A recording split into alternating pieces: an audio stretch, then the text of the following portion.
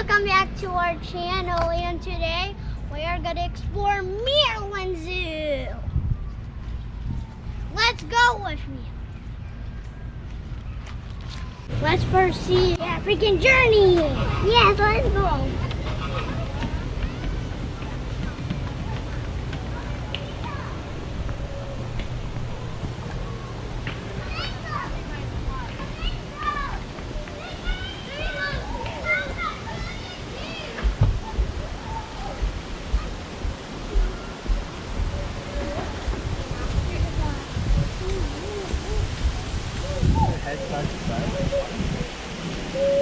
What do we see here? Flamingo.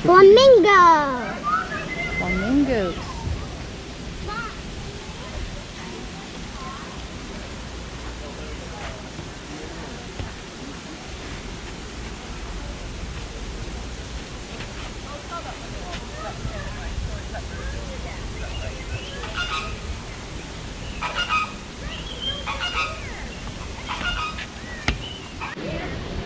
And we want to see giraffes, elephants, and lions. Go this way.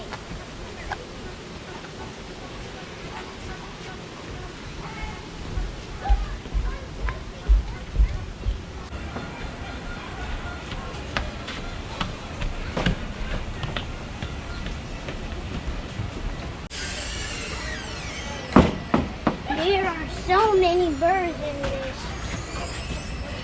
It's like a big cage.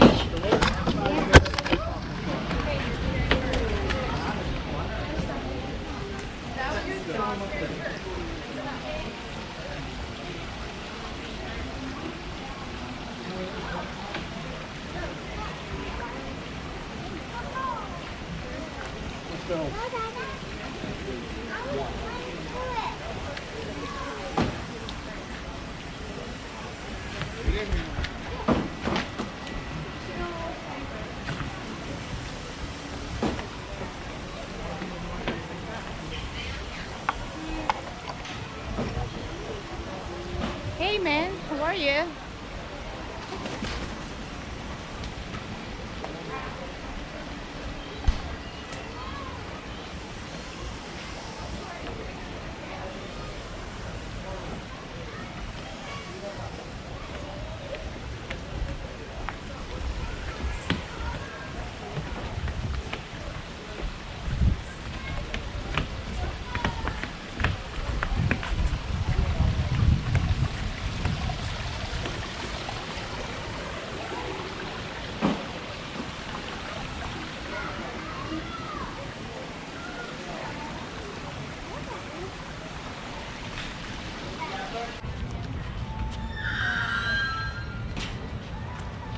Wow, a big, huge giraffe.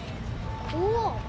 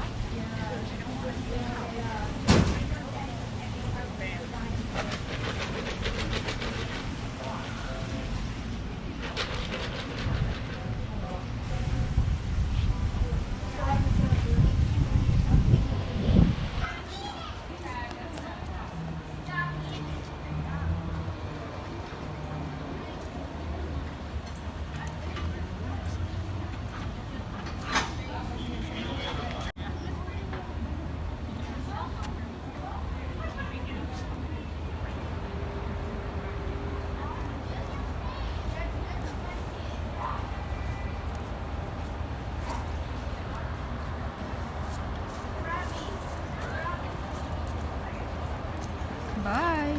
Brodovs. Guys, do you know what this stone looks like?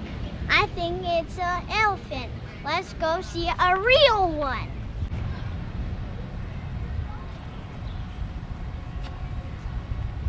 Wow, I see a real elephant. He is taking a bath.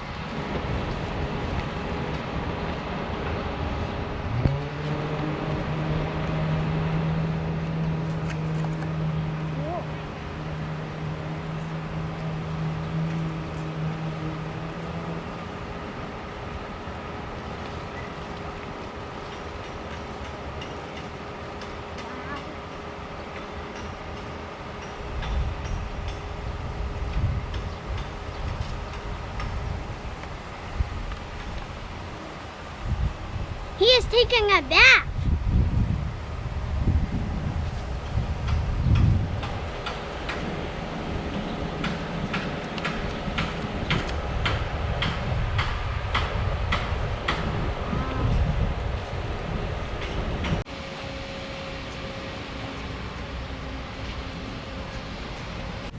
Wow, he likes to be in the mud.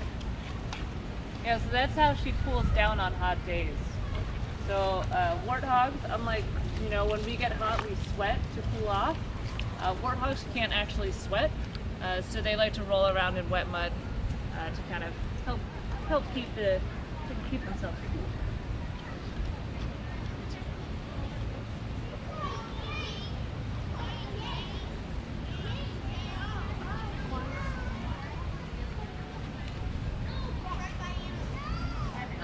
So what movie we just recently saw in the movie theater? Lion King. Yeah, what's the name? Of this? Pumbaa. Pumbaa.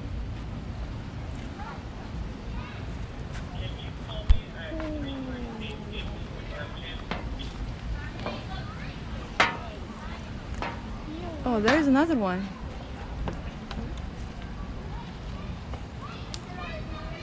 So that one is she, that's him? Yep. Okay. Yep, so on over here is Podor, that's our boy, and then Kiwi is our female.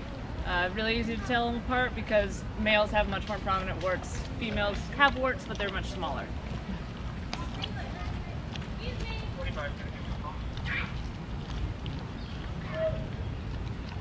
And another one. So what he's eating? What he's eating right now? So right now, I'm not sure what he's eating right now, but I gave them some grain in those paper bags. So it's just a small part of their diet. They eat a variety of things. They get a variety of produce, apples, carrots, bananas, a bunch of other things. They eat a few heads of romaine lettuce. They also get hay. You can see Kiwi's munching on some leftovers over there. And then they get some grain. So we feed them about 4 to 5 times throughout the day. 'Cause normally in the wild they would be walking around grazing on grass and digging up roots and stuff. Cool. So this is kind of how we try to replicate that by feeding them multiple times. Mama. Willow. Mom. Hey boy.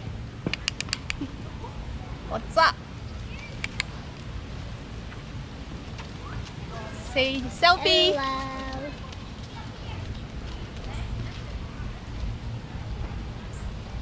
Do you trim their hair like when they get long? No, it just naturally grows kind of to that length and then it just kind of stays there. Okay. Sometimes they like going in that cave. Well, now she's not going to. It's pretty cool in there. It's a lot cooler than it is out here. So it feels nice in there. Hi, you want to go? Pretty much see him. We just watched Lion King in the movie theater.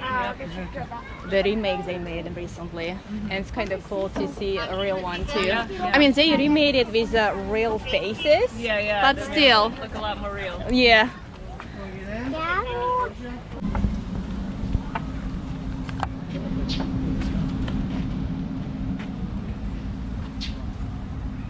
I don't see lions here. Let's go to the other side.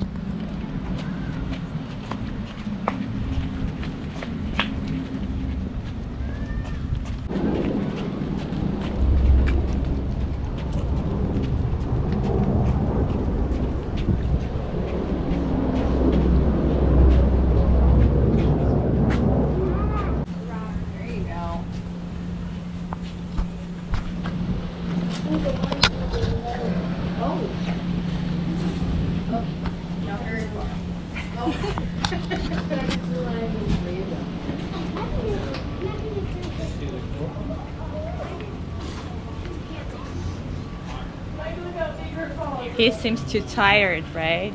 Good afternoon, everybody. Welcome to Penguin Coast here at the Maryland Zoo in Baltimore. My name is Laura. I'm part of the education department here at the zoo.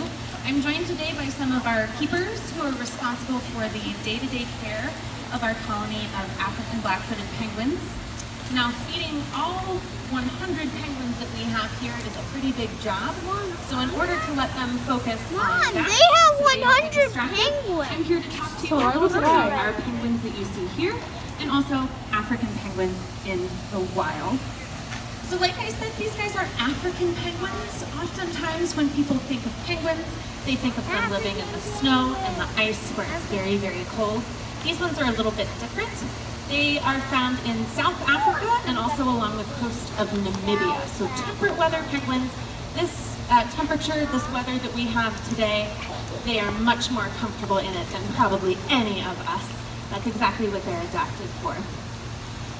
African penguins are an endangered species. There's not very many of these guys left, but luckily, all of the research and work that we do here at the Maryland Zoo with this species is benefiting their wild cousins.